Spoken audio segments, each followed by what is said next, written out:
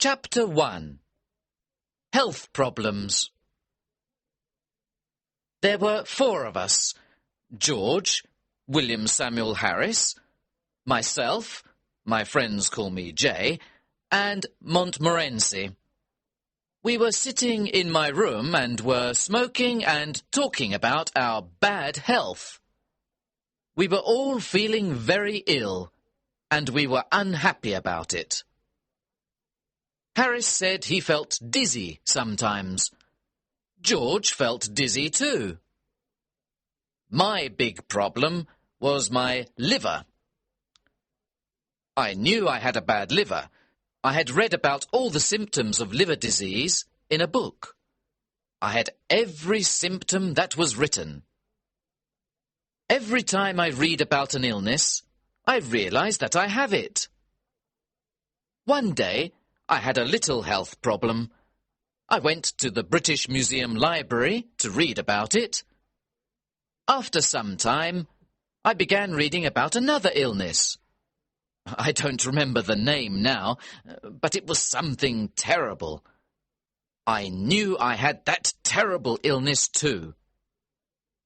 I began reading the book from the letter A to the letter Z. I had the symptoms of all the diseases in the book, except for one. I didn't have housemaid's knee. This made me a bit unhappy. Why didn't I have housemaid's knee too? With all the diseases I had, I knew my life was short. I tried to examine myself. I tried to feel my heart. I tried to look at my tongue. When I had walked into the library, I had been a happy, healthy man.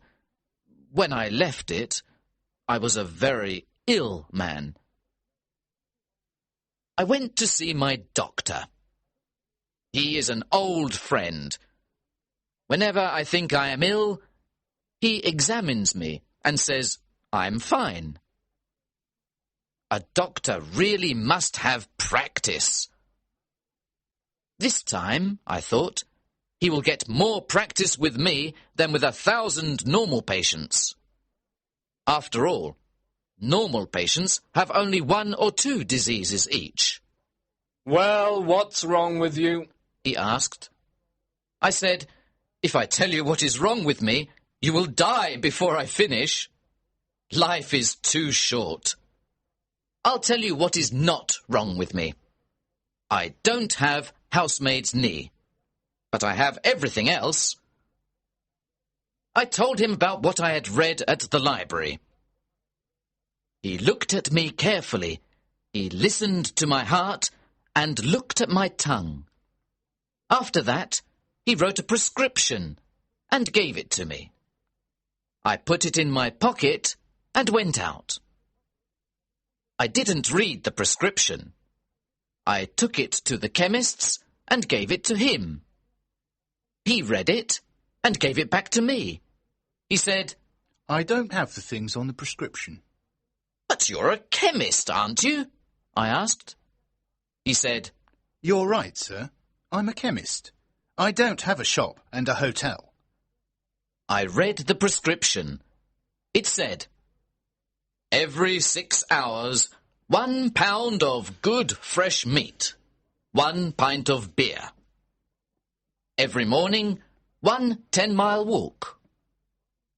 Go to bed no later than 11 o'clock each night, and don't read books about things you don't understand." I followed the doctor's prescription. It saved my life. I now feel rather well, except for my liver problem. The main symptom of liver disease is a general feeling of sleepiness and no interest in working.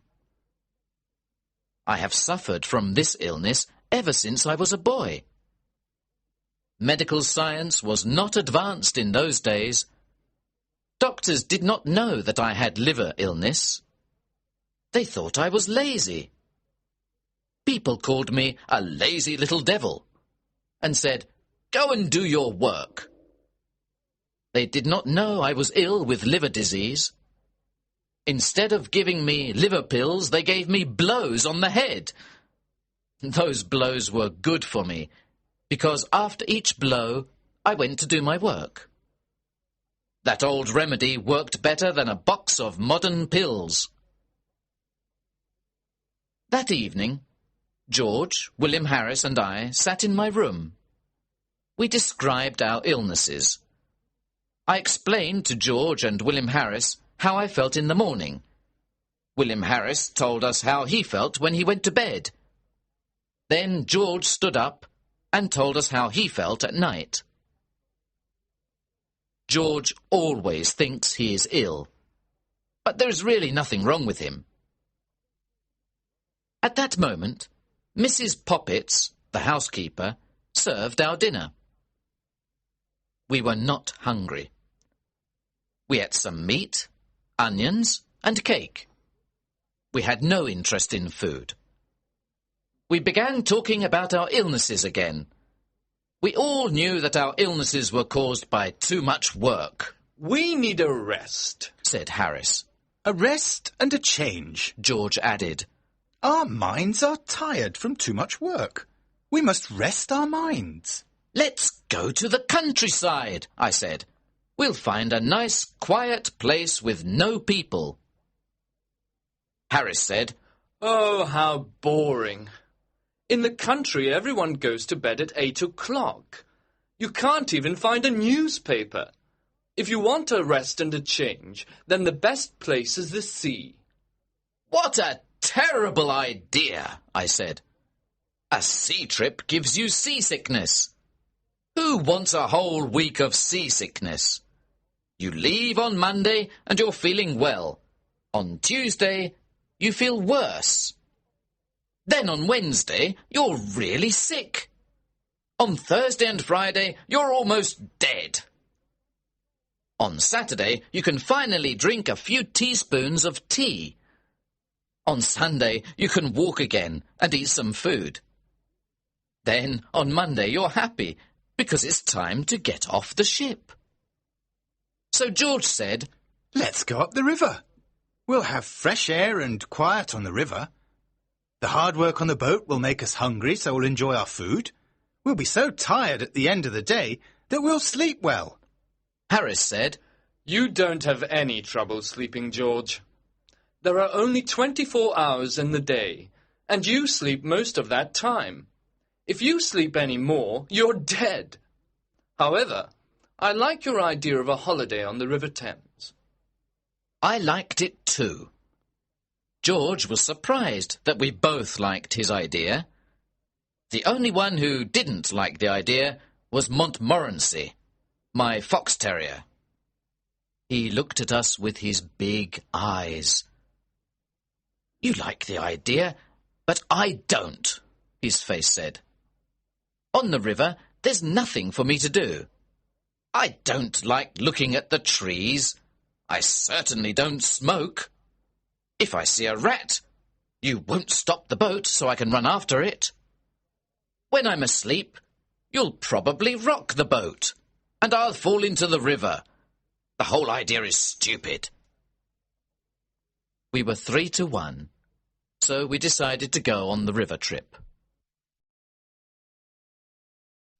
Chapter 2.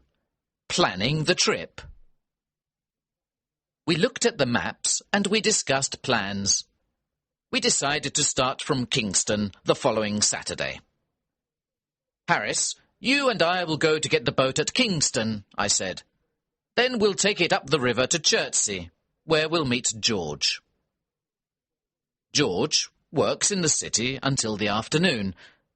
George goes to sleep at a bank from 10 o'clock to 4 o'clock, Monday to Friday, except on Saturdays. On Saturdays, they wake him up at 2 o'clock and put him outside the door. The next problem was where to sleep at night.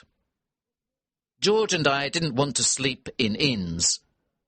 We wanted to camp out in the middle of nature. How beautiful, we said, sleeping in the country, under the stars, by the river. I can imagine it all, I said. There is a golden sunset. The river is moving along quietly. The forest is full of trees and birds. The grass around us is green, and little flowers grow here and there. Soon it is dark. We row our boat into a quiet corner on the river. We put up our tent and cook a simple, healthy meal. We all sit around a warm fire and eat our meal. We look up and see the moon and the stars. Then we sit in silence. How wonderful this is! We go to bed and then we dream under the stars. We dream that the world is young again. As we all sat there dreaming, Harris said, "What happens if it rains?" There is nothing poetic about Harris. He is not romantic at all. If Harris ever has tears in his eyes, he is eating raw onions. If you stand by the sea with Harris and say, "Listen to the sounds of the sea. Can you hear spirits singing sad songs? The songs of those who died in these waters?" He will take you by the arm and say, "I understand, my friend. You're not feeling well. Now, come with me. I know a place around the corner here where you can get some good whiskey. You'll feel better soon." Harris always knows where you can find a good whiskey. Harris was right about camping out when it rains.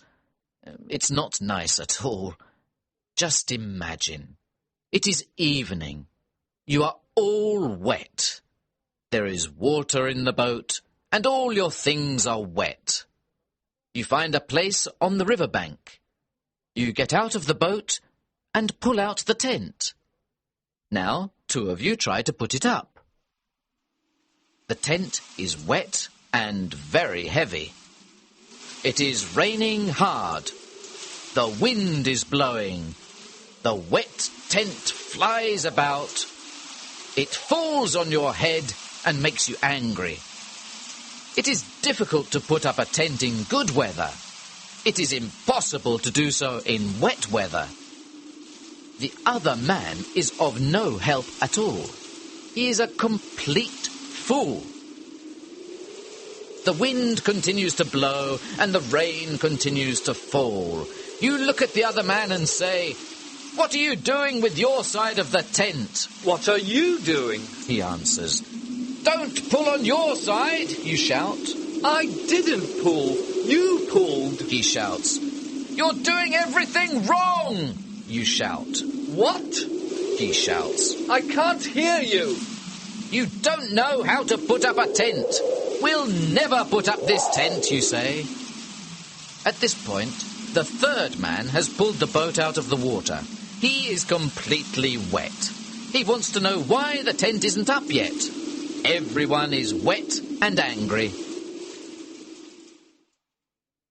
Harris was right. Camping out in rainy weather is not a good idea.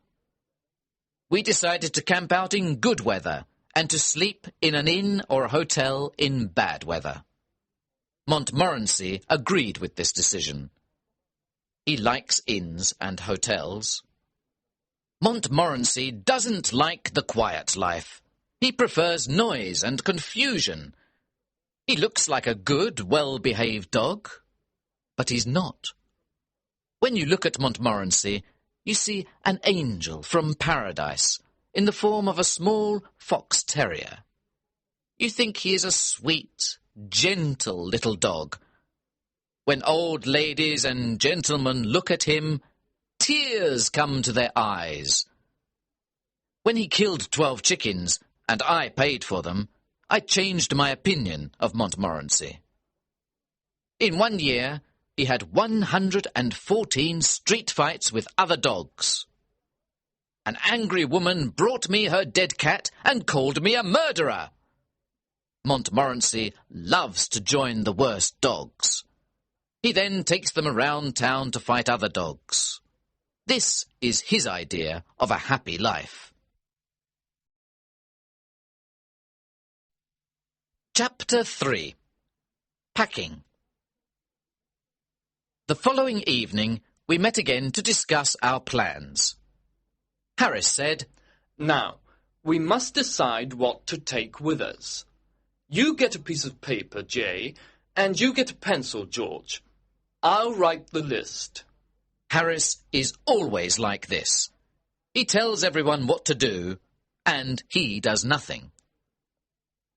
My old Uncle Podger was just like Harris. When Uncle Podger did a job, everybody in the house helped. One day, Uncle Podger bought a picture.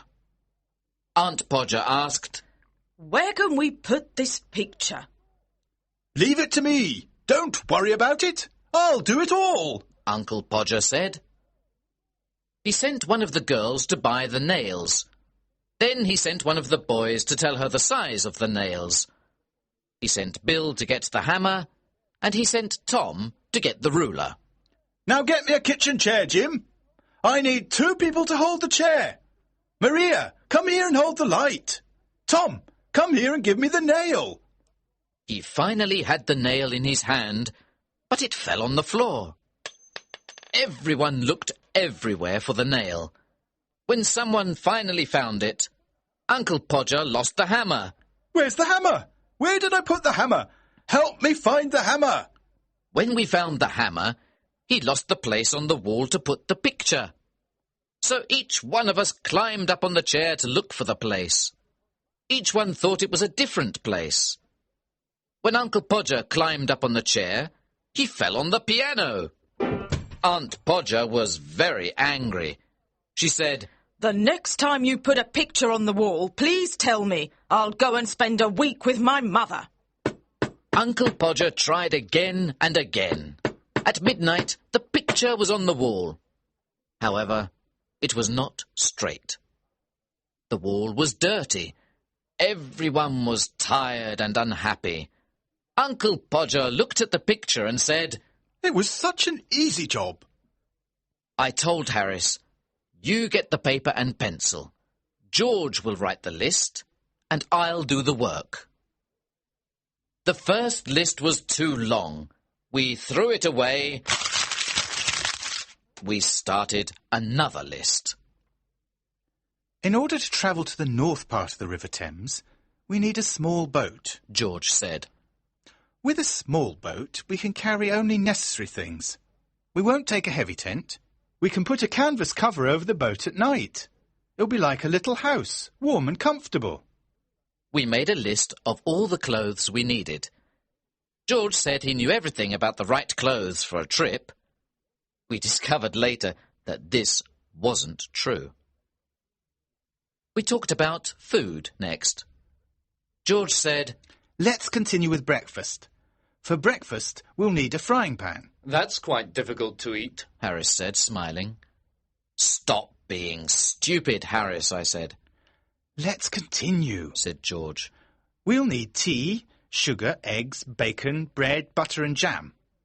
For lunch, we can take biscuits, cold meat and fruit, but no cheese. The smell of cheese is too strong. After a day or 2, everything will smell of cheese. For dinner, we can take meat pies, fruit pies, tomatoes and green vegetables. This good food will keep us healthy, George said. We didn't take wine or beer because they both make you sleep. George continued, We'll also need a teapot, a pan and a camping stove. We don't want a paraffin oil stove. Oh, no, not a paraffin oil stove, I said. We once took a paraffin oil stove. It was horrible. The smell of paraffin oil was everywhere. The river smelled of paraffin. The wind smelled of paraffin. Even the sunset smelled of paraffin. When we visited the town of Marlow, it smelled of paraffin too. Even the church of Marlow smelled of paraffin. The countryside for miles around smelled of paraffin. We decided never to take a paraffin oil stove again.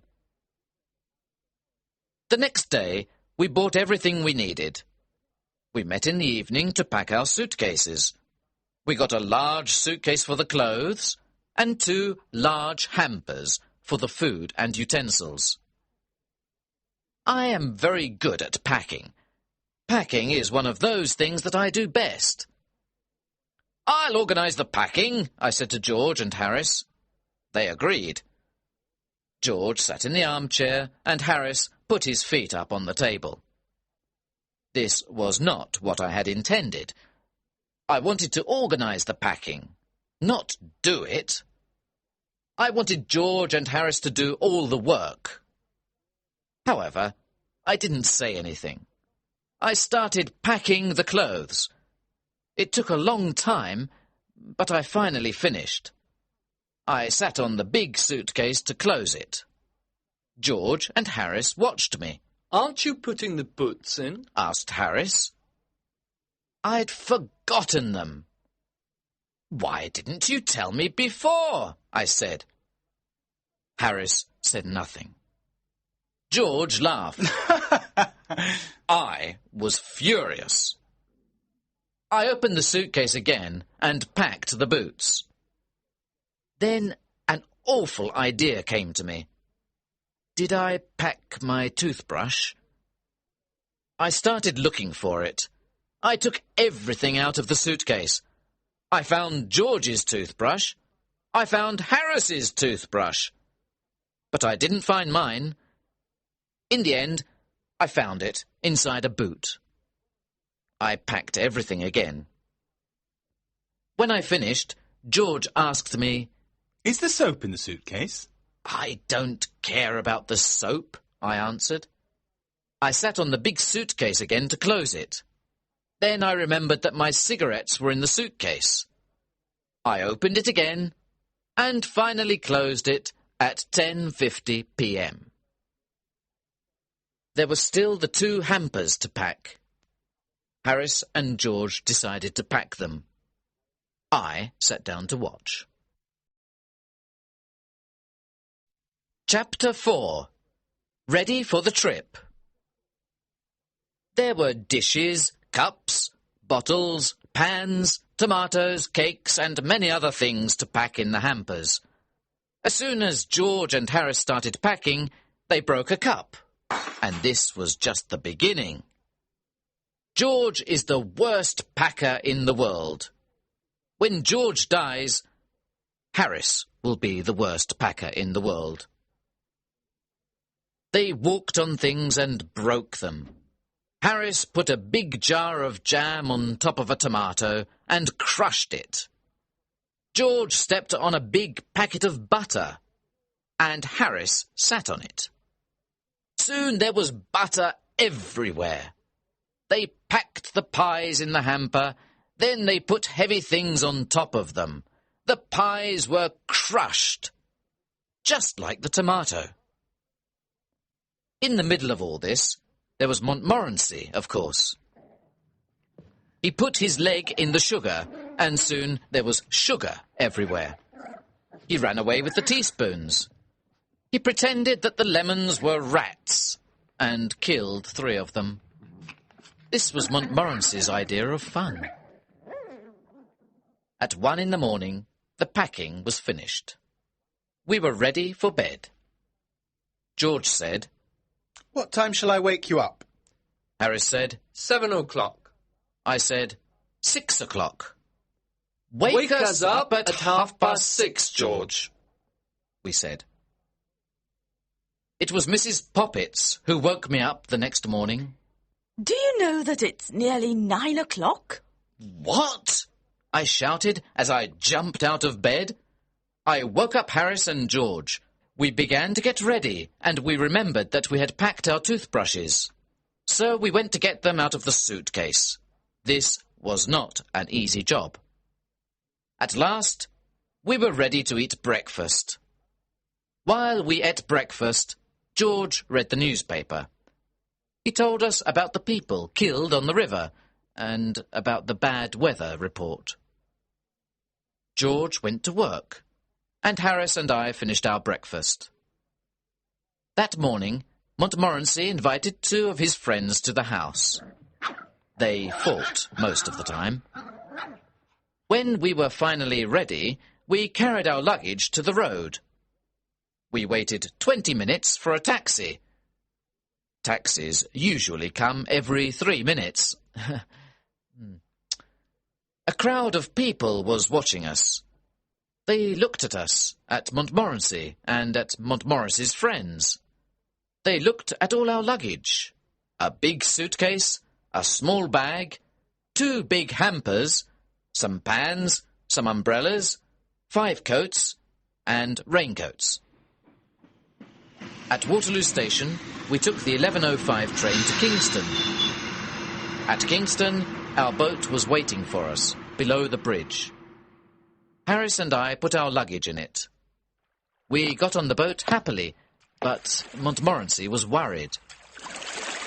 Harris took the oars and we started our 2-week trip on the River Thames.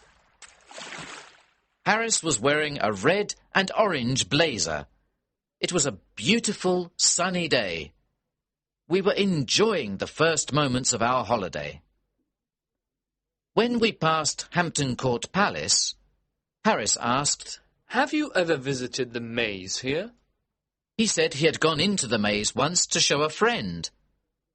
He studied a map of the maze before going in. He knew it was very easy to get out again. Harris said to his friend, "We'll go in and walk around for 10 minutes. Then we'll come out and have lunch. It's very easy. Take the first turn to the right each time." In the maze, they met some people who had been there for 45 minutes. They wanted to get out because they were lost. Harris said, "Follow me. I'm going out in 10 minutes. The people thanked him and started following him. Other people began following Harris too. Some of them were worried and afraid. He continued turning to the right, but he was still in the maze. Harris got lost. The people were angry with him. They all started calling for help. A young keeper heard them and came to help, but he got lost too. Finally, the old keeper came back from lunch. He let the people out. Everyone was tired and angry. Harris said, "Let's ask George to try the maze on our return trip." "Not a bad idea," I said. When we passed Molesey Lock, we were the only boat in the big lock. Usually, the lock is a very busy place. On Sundays, there are boats everywhere. People like the river and the sun. It's such a beautiful picture. The river, the trees, the flowers and the people in their colourful clothes. At Hampton, Harris wanted to stop the boat and have a look at the church. I don't like visiting churches, but Harris loves it. I came on the trip only because I wanted to visit Hampton Church. You know, I love churches, churchyards and tombs. The idea of not seeing Hampton Church with Mrs. Thomas's tomb makes me angry. "Who is Mrs. Thomas?" I asked. "I don't know, but she has a strange tomb." I said, "We must be at Shepperton at 5 o'clock to meet George." Harris said, "George? Why can't George be here to do some work? Why doesn't he help us with this heavy boat? What does he do at the bank? He sits behind a piece of glass all day and does nothing. I work. Why doesn't he work? I'm going to have a drink." "There are no pubs near here. The nearest pub is far away," I said. "What? We'll all die of thirst. No pubs?" "If you're thirsty, we have water in the boat," I said. "Water? Water makes people ill," he said. "However, I am very thirsty and I must drink something." So he took the bottle and drank some water. Chapter 5. First day on the boat. We stopped at Kempton Park and had lunch under the trees. Good food always calms Harris. We reached Sunbury Lock at 3:30. We then went to Walton, which is a historical town. Julius Caesar stayed there with his soldiers. Queen Elizabeth stayed there too. You can never escape from that woman. She was everywhere. Next we came to Halliford and Shepperton. There is a tomb in the Shepperton churchyard with a poem on it. I was afraid Harris wanted to stop and visit it. I saw him looking at the church as we passed near it, so I moved the boat suddenly, and Harris's cap fell into the water. He pulled it out and was angry with me. Fortunately, he was worried about his wet cap and forgot about the church. As we came to Weybridge, the first thing we saw was a coloured blazer. When we got closer, we saw that George was inside the blazer. Montmorency started barking furiously. Harris and I shouted loudly. George! George! George waved his cap and shouted too. Harris, I'm here! The lockkeeper ran out because he thought someone had fallen into the water. When he saw that no one was in the water, he returned to his work. Now that George was on the boat, we decided to make him work. He didn't want to work, of course. I had a bad day at the bank, George said. Harris, who is a little cruel, said, Now you're going to have a bad day on the river. A change is good for you. It's healthy. Come on, get out of the boat and tow. George didn't know what to say. After a moment, he said, It's better if I stay here and prepare tea. It's very difficult to prepare tea, and you look tired. We didn't answer. We gave him the rope. He started walking and pulling the boat. I remember that George once saw a young couple who were walking on the side of the river. They were pulling a rope behind them, and they were talking. They didn't notice that there was no boat at the end of the rope. They had probably had a boat at the end of the rope when they started, but they had lost it. When George saw this, he took the rope out of the water. Then he tied it to his own boat. So the young couple towed George and his 3 fat friends up to Marlow. When they looked back, they saw that they were towing a boat that was not theirs. The young man was surprised and angry. The young lady said, Oh, Henry, where is Aunt Mary? No one knew what happened to Aunt Mary. The most exciting thing is to let girls tow your boat. You always need 3 girls. 2 of them hold the rope. The 3rd one runs around and laughs all the time. When they are finally ready to pull, they start running. They pull the boat too fast, and they are soon tired. They sit down on the grass to rest and laugh. While they rest, your boat goes out into the middle of the river. Oh, look! They say. The boat's gone to the middle of the river. They laugh, jump up, and start pulling it again. Then one of them decides to stop because she needs her hat. Then another wants her red shawl. Now one of them needs a comb for her hair. The other wants her handkerchief. This goes on for most of the afternoon. It is never boring when 3 girls tow a boat. George towed us to Penton Hook. We stopped there and decided to spend the night on the boat. We found a pretty place. We tied our boat to a big tree. We were all hungry and we wanted to eat. However, George said, No, let's put the canvas cover on the boat first. It'll only take a few minutes. It looked simple, but it wasn't. There were 5 metal rods. You put them into special holes on the side of the boat. I didn't think this was dangerous work, but it was. I'm surprised that we are still alive to tell the story. First of all, The metal rods did not go into their holes. We jumped on them, kicked them, and pushed them. When the rods were in their holes, we tried to put the canvas cover on the boat. George took one part of the cover. He tied it at the front of the boat.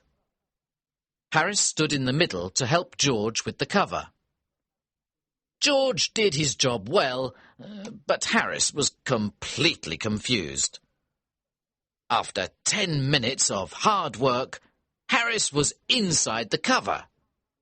He was fighting to get out. He, accidentally, knocked George over. Now George was inside the cover too. They fought with the cover. I heard some very bad words. I thought the job must be very difficult. I didn't understand what was happening. George and Harris had told Montmorency and me to stand at the back of the boat. We did exactly that. We waited quietly. We saw the cover moving violently, but we thought this was the correct method. After a long time, we heard George shout, "We can't breathe under here! Why don't you help us, you idiot?" When someone calls for help, I always answer. I went to help them. Poor Harris! His face was almost black. Chapter 6. Harris makes scrambled eggs. As soon as the cover was in place, we started to prepare supper. We wanted some hot water to make tea. We put the tea kettle on the stove. We pretended that we were not interested in the water. We wanted the water to think that we did not care about it. We began to prepare supper. This was the only way to make the water boil on a boat. If the water knows you are waiting for it, it will never get hot. You must not look at it. It's a good idea to shout, "I don't want any tea. Do you, George?" George shouts back, "Oh no, I don't like tea. I'll have milk." "And you, Harris?" Tea is terrible. I never drink it. I'll have lemonade. This makes the water very angry. At this point, the water will boil.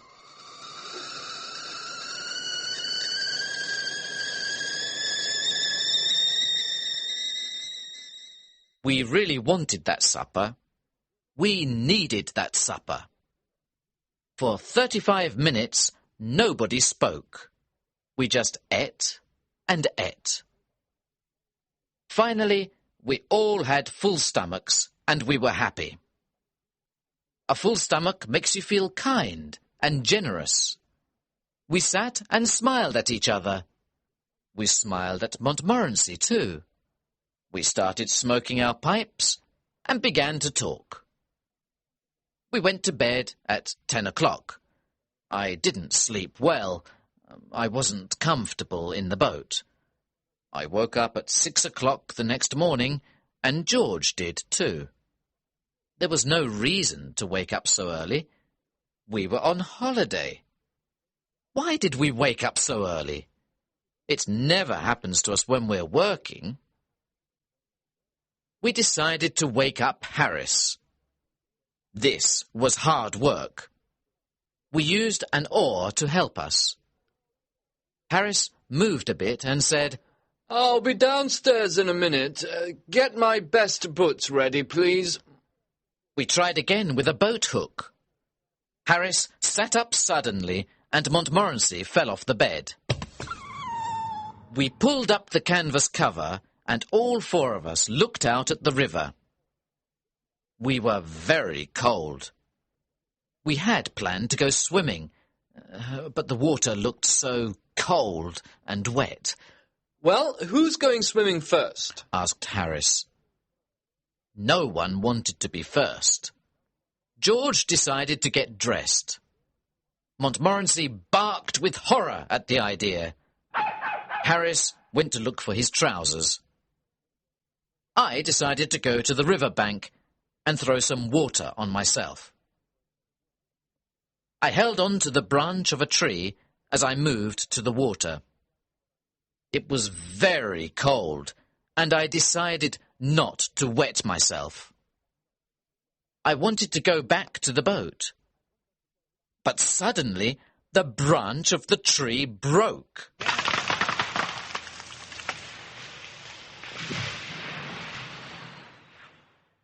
I fell into the river along with my towel. I also drank about a bottle of Thames water. Good heavens! Old J is in the water, Harris said. How's the water? George asked. It's lovely, I answered. Why don't you come in? Nobody wanted to try the water. When I got back to the boat, I was very cold. I wanted to put on my shirt, but it fell into the river. This made me angry. George started laughing. I don't see anything to laugh at, I said. George laughed even more. I never saw a man laugh so much. I was cold and furious. I was trying to get my shirt out of the river. George was laughing louder and louder. Stop laughing, you stupid idiot! I shouted. When I finally pulled the shirt out of the river, I saw that it wasn't mine. It was George's shirt. I started laughing too. I laughed so much that I dropped the shirt into the river again. Aren't you going to get it out? Said George, who continued laughing. I didn't answer him for a while because I was laughing so much. At last I said, It isn't my shirt. It's yours. I never saw a man's face change so quickly. What? He shouted. You donkey! Why can't you be careful with things? Why don't you go and get dressed on the riverbank? People like you don't know how to live on a boat. I tried to tell him how funny it was, but he didn't understand. George is a little slow at understanding a joke sometimes. Harris said, I'm cooking scrambled eggs for breakfast this morning. Once people try my scrambled eggs, they always want them. He was quite famous for his scrambled eggs. George and I got the stove and the frying pan ready. Then we looked for the eggs that weren't broken. We found only 6 of them. Now you can start, we said. Breaking the eggs was difficult for Harris. The eggs got on his trousers and went up his arms. He put 6 eggs into the frying pan. Then he sat down by the stove and mixed them with a fork. George and I saw that it was difficult work. Harris often burnt his fingers. Then he danced around the stove. He waved his hands in the air and shouted. Ow! Ow! Ow! Ow! George and I thought that this was an important part of his cooking method. We didn't know what scrambled eggs were. We thought they were some sort of Red Indian food, and to cook them correctly, it was necessary to do special dances with magic words. Montmorency went to put his nose over the frying pan once and burnt himself. He too began dancing around and barking. It was interesting and exciting to watch this show. George and I were sorry when it was finished. When the scrambled eggs were ready, there was very little to eat. 6 eggs had gone into the pan, but all that came out was a teaspoonful of burnt eggs. The problem is the frying pan, Harris said. I need another type of pan and another stove. We decided not to try scrambled eggs again until Harris had the right pan and stove. Chapter 7. The Laughing Tin. When we finished breakfast, The sun was up, and it was a warm morning. I sat on the river bank near Runnymede. I thought about King John, who signed the Magna Carta at Runnymede in 1215. What a great moment in English history! I imagined the scene. George came over and said, "When you finish resting and dreaming, please help me wash the dishes and other things." I cleaned the frying pan with some grass and with George's wet shirt. Later on, we went to Magna Carta Island.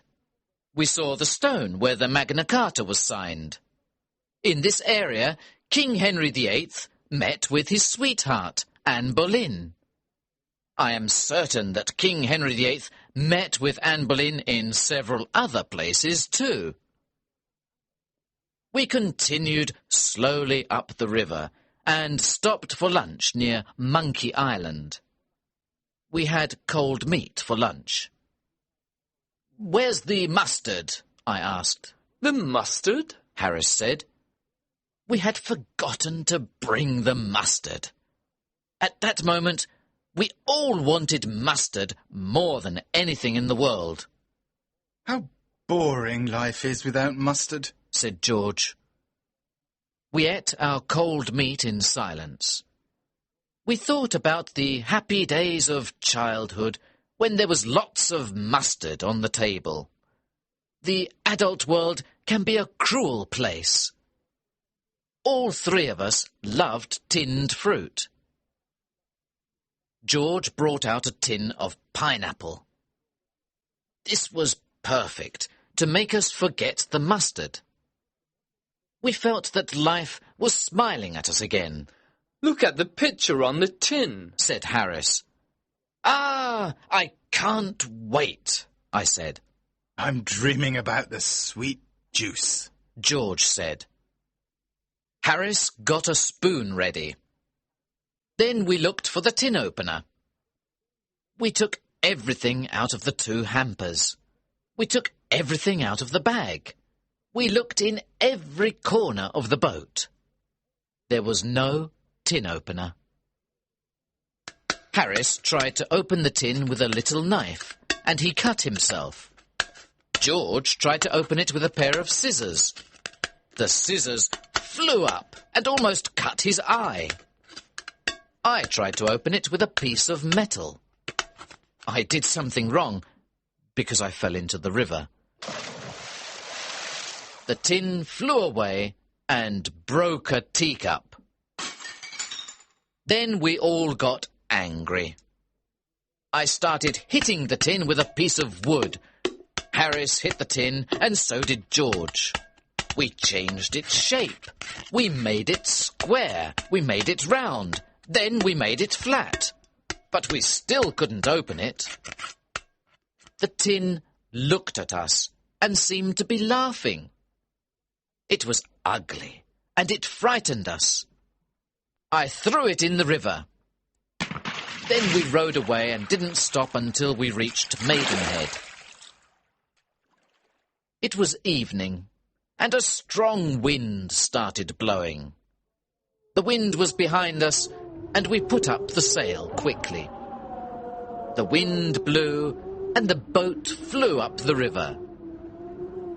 I was steering the boat, and George and Harris were enjoying the trip.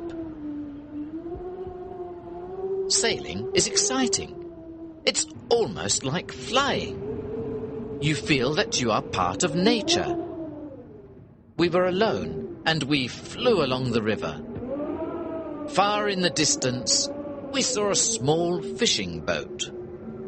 There were 3 fishermen in it. The sun was going down, and there was a red light on the water. The river seemed magic. It was like a dream. We felt that we were sailing into a strange land. We did not sail into a strange land. We sailed straight into the fishing boat with the 3 old fishermen. At first, we didn't know what was happening, but when we heard the bad words that came from the other boat, we knew we were near people. We also knew that those people were not happy. The three old fishermen fell off their seats. There were fish all over them. They slowly tried to get up. As they did this, they cursed us. They didn't curse us with common curses. They used long, special curses.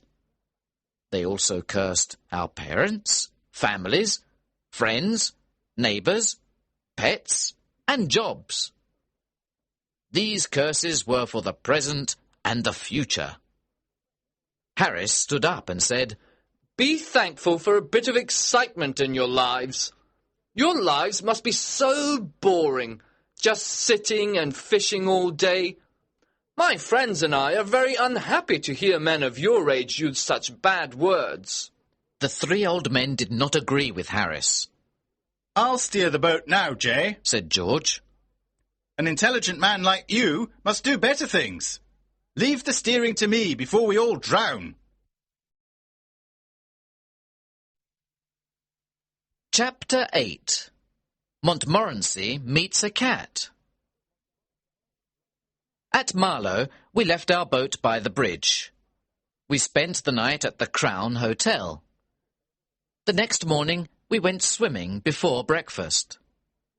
On the way back, Montmorency met a cat. Montmorency and I don't agree on cats. I like cats. Montmorency doesn't. When I meet a cat, I stop and say hello. I pet it gently. The cat is happy, and I am too. When Montmorency meets a cat, the whole street knows about it. A lot of bad words fly through the air. As soon as Montmorency saw the cat, he barked with happiness. The cat was walking slowly across the street. Montmorency ran after the cat. But the cat didn't run. He didn't understand that his life was in danger. This cat was big and black. It had half a tail, half a nose, and only one ear. It was a clever street cat. Montmorency is a courageous dog, but the cold eyes of that cat terrified him. The cat stopped in the middle of the road and looked at Montmorency. Neither spoke, but the conversation was probably like this. Yes? You want me? Can I do anything for you? No, thanks. If you really want something, please tell me. Oh, no, not at all. Don't disturb yourself. I'm afraid I made a mistake. I thought I knew you. Sorry I disturbed you. Not at all. It's a pleasure. Are you sure you don't want anything now? No, thanks. Nothing at all, thanks. Very kind of you. Good morning. Good morning. The cat got up and walked away. Montmorency came back and followed us quietly. He was silent all day long. To this day, if you say the word cats to Montmorency, he'll stop walking. Then he'll look up at you as if to say, "Please don't." After this, we did our shopping, returned to the boat, and continued our trip up the river. At Hambledon Lock, we discovered that we had no water. We went to the lockkeeper to ask for some. George spoke for us. With a friendly smile, he asked, "May we have some water, please?" Certainly, said the old lockkeeper. "Take as much as you want, and leave the rest." "Thank you very much," said George, looking around. "Where is the water?" "It's where it always is," said the lockkeeper. "It's behind you." George turned around and looked. "I don't see it." "What? Where are your eyes?" the lockkeeper said. He took George's arm and turned him round. "Oh," George said. "But we can't drink the river." "No, but you can drink some of it," said the lockkeeper. I've drunk river water for the past 15 years. Well, sir, I don't think you look very healthy after drinking all that river water. But thank you anyway, George said. We left the lockkeeper's place and we found some water at another house. We towed the boat past Henley and stopped near Wargrave for lunch. We were sitting in a green field near the river. Harris was cutting a meat pie. George and I were waiting with our dishes. I need a spoon, said Harris. The hamper was behind us. George and I both turned around to get a spoon. In 5 seconds we had the spoon. When we turned back, Harris and the meat pie were gone. Disappeared. It was a wide, open field. There were no trees nearby. Harris did not fall into the river, because the river was far from us. George and I looked all around. Then we looked at each other. "Has he gone up to heaven?" I asked. Angels don't take meat pies to heaven, George said. "You're right," I agreed. Then there's been an earthquake, George said. I'm sorry he had the meat pie with him. Sadly, we looked at the place where Harris and the meat pie were sitting. Then, with horror, we saw Harris's head. Only his head. It was in the grass. His face was red and furious. George was the first to speak. Say something. Are you dead or alive? Where is your body? Oh, don't be an idiot, Harris shouted. I think you made this happen. You told me to sit there. It's your stupid joke. Here, take the pie. Harris didn't know it, but he was sitting next to a big hole. The long grass covered it. He fell into the deep hole without knowing anything. At first, he thought that it was the end of the world. Harris still thinks that George and I planned it all. Chapter 9. Fighting Swans. After lunch, a gentle wind pushed us up the river past Wargrave and Shiplake. We got out of the boat at Sunning and walked around the village. Sunning is a lovely village. Everything is clean and beautiful. Each house is covered with roses. We decided to return to one of the Shiplake Islands to spend the night. George said, Let's have a special supper tonight. Let's make an Irish stew. We can put everything into one big pan. What a wonderful idea, Harris and I said. I'll get the wood and make a fire, George said. You two can peel the potatoes. This was a very big job. We were happy and excited, but when we peeled our first potato, we understood that this was not exciting. It was hard work. The first potato we peeled looked like a pea. George looked at it and said, No, there's no potato left. Do it like this. We worked hard for half an hour, but we peeled only 4 potatoes. We refused to continue. Well, just put the potatoes in without peeling them. Let's add some carrots and other vegetables. Look in the hampers and take out all the pieces of old food. We'll put them in the stew. You can put anything in a stew. We found half a pork pie, a tin of fish, and a few broken eggs. We added these to the stew. Montmorency watched us carefully and then left. After a while, he returned with a dead rat in his mouth. He wanted to add something to the stew too. We discussed it first. Harris said, It's all right to add the dead rat. It will be mixed with the other things. A stew needs many ingredients. George said, Well, I don't want to try anything new. Maybe next time. I'm sorry, Montmorency. Harris said, If you never try anything new, you'll never discover things. It's men like you, George, who slowed down the progress of our world. George didn't listen to Harris. The stew was a great success. It was delicious, excellent in every way. We all really enjoyed it. After the Irish stew, George and I decided to go to Henley for an evening walk. Harris wanted to stay on the boat and drink a whisky. When we returned to the boat, Harris was sad and confused. What happened to you, Harris? Swans, he said.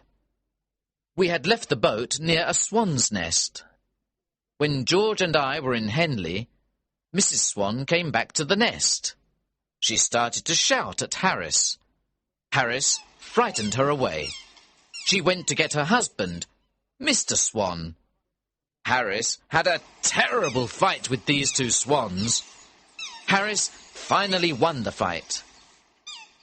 However, half an hour later, Mr. and Mrs. Swan returned with 18 other swans.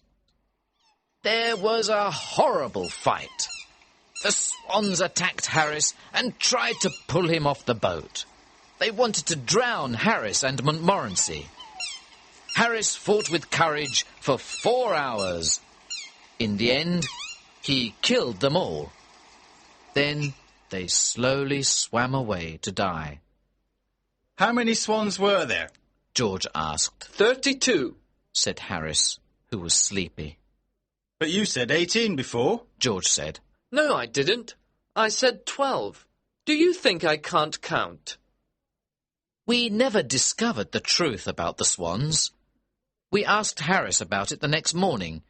He said, What swans? He thought that George and I were dreaming. That night, Harris had trouble sleeping.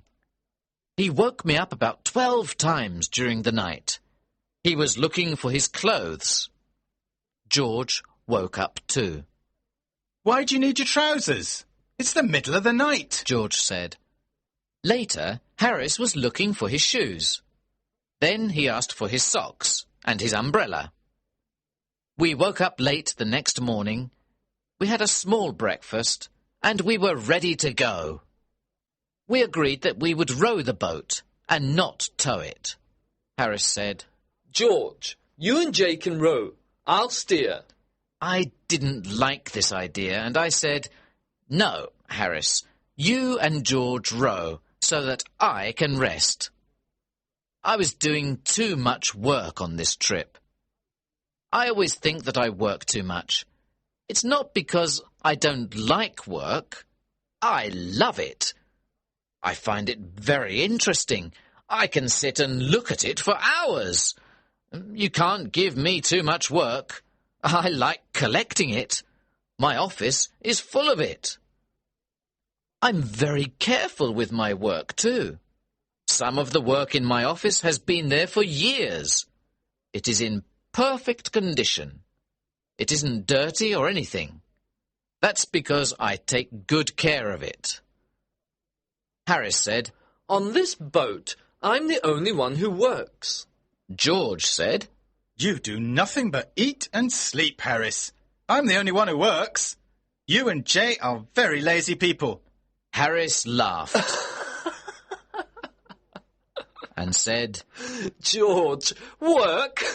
Have you ever seen George work? I agreed with Harris. George never worked. How do you know if I work, Harris? You're always sleeping except at meal times. Have you ever seen Harris awake except at meal times? George asked me. I agreed with George. Harris worked very little on the boat. Oh, please. I do more work than old Jay, Harris said. Well, it's difficult to do less work than old Jay, George added. Old Jay thinks he's a passenger and doesn't need to work, Harris said. After this discussion, I said to Harris, You and George row the boat up to Reading. At Reading, I'll tow it.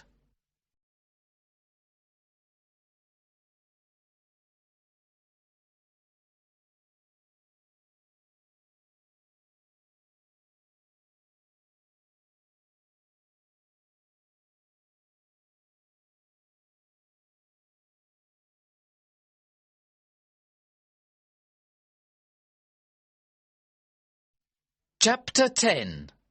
3 men out of a boat. We reached Reading at about 11 o'clock. The river here is very dirty, so we moved on to Streatley. We stayed at Streatley for 2 days. We took our clothes to a laundry woman. We had tried to wash them in the river, as George told us. The river was so dirty that our clothes collected all the dirt from the water. The river became cleaner, but our clothes became dirtier. The laundry woman was very surprised to see such dirty clothes. She looked at them and said, "This will cost you 3 times the usual price." We agreed and paid her.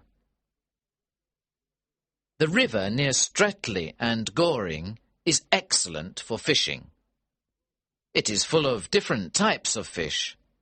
Some people sit and fish there all day. However, they never catch any fish. The local fisherman's guidebook doesn't say anything about catching fish. It only says that the place is a good fishing area. And it is. You can see many fish swim past, but you can't catch them. When you go for a walk by the river, you can see hundreds of fish. They come and stand half out of the water. Their mouths are open for bread. If you go swimming, they come to look at you and disturb you. You cannot catch them, however. We passed by Wallingford and Dorchester. Both are ancient British towns. In the days of the Roman Empire, the Romans camped here and built fortifications. We spent the night at Clifton Hampden, which is a pretty village. We finally arrived at Oxford and spent 2 excellent days there. Oxford is a beautiful town with its old university. Oxford is also full of dogs. Montmorency was very happy. He had 11 dog fights on the first day and 14 on the second day. He probably thought he was in heaven. We left Oxford on the 3rd day to return home to London. When we left Oxford, it was raining. The rain continued without stopping. When it's sunny, the river is a dream. But when it's rainy, the river is brown and unfriendly. It rained all day. At first, we pretended to enjoy it. Well, this is a nice change. Too much sunshine is boring. Nature is beautiful even when it rains, I said. Yes, Harris said. it's good to see the river in all kinds of weather. The rain is good for you. I can't understand people who are afraid of a little rain. Harris and I sang songs, and we were quite happy. George did not agree. He stayed under the umbrella. We put up the canvas cover before lunch. We left a little opening to see where we were going. We continued our trip for another 9 miles. We stopped for the night at Day's Lock. We did not have a happy evening.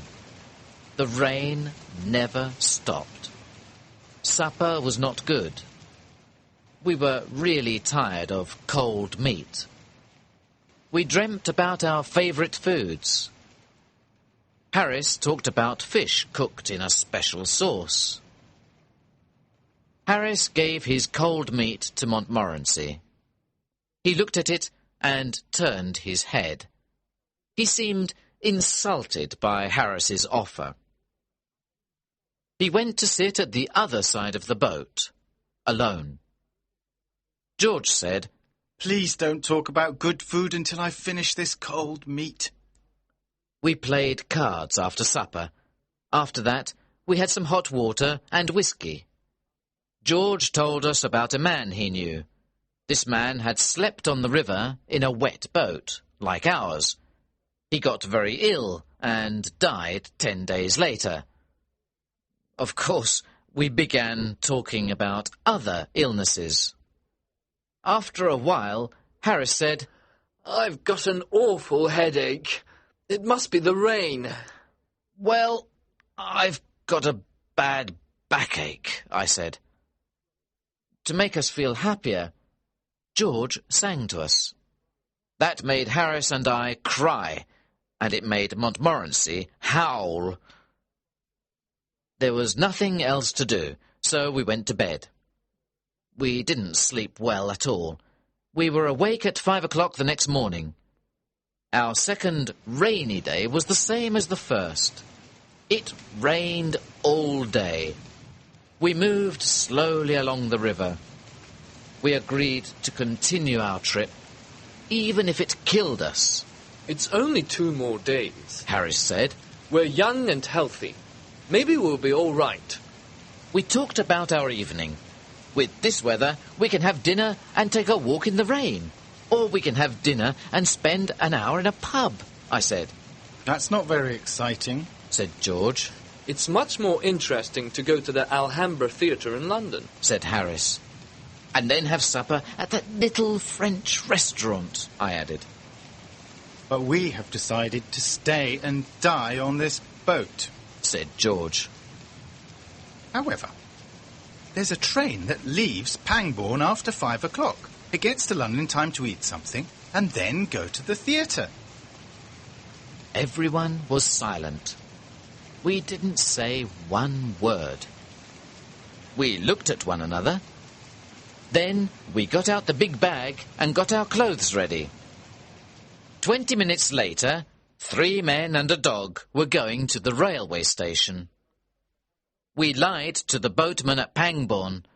We didn't have the courage to tell him the truth. We were running away from the rain. We asked him to take care of the boat until the next morning. If something happens, we'll write to you, we said, telling him a big lie. We reached Paddington Station at 7 o'clock. We went directly to the restaurant and had a small meal. Montmorency stayed at the restaurant while we went to the theatre. We'll return at 10:30 for the dog and for a good supper, I told the restaurant owner. The man at the ticket office of the theatre said, "Oh, you're the famous acrobats from the Himalaya Mountains. You're late for the performance. Please use the side door."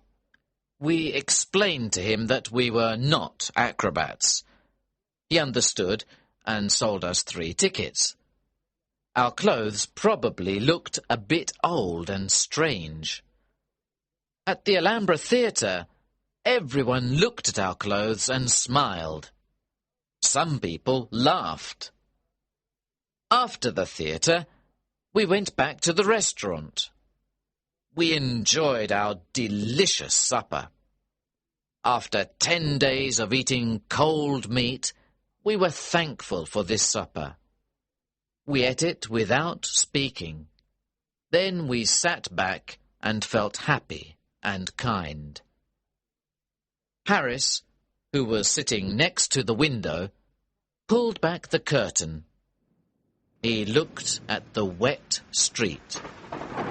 It was rainy and dark. The wind was blowing. A few people walked past under their umbrellas. Harris took his glass and said, "Well, we had a good trip, and I say thank you to old Father Thames. But I think we were right to come back when we did. Here's to 3 men well out of a boat." Montmorency stood on his back legs in front of the window. He looked at the wet night and gave a short bark of agreement.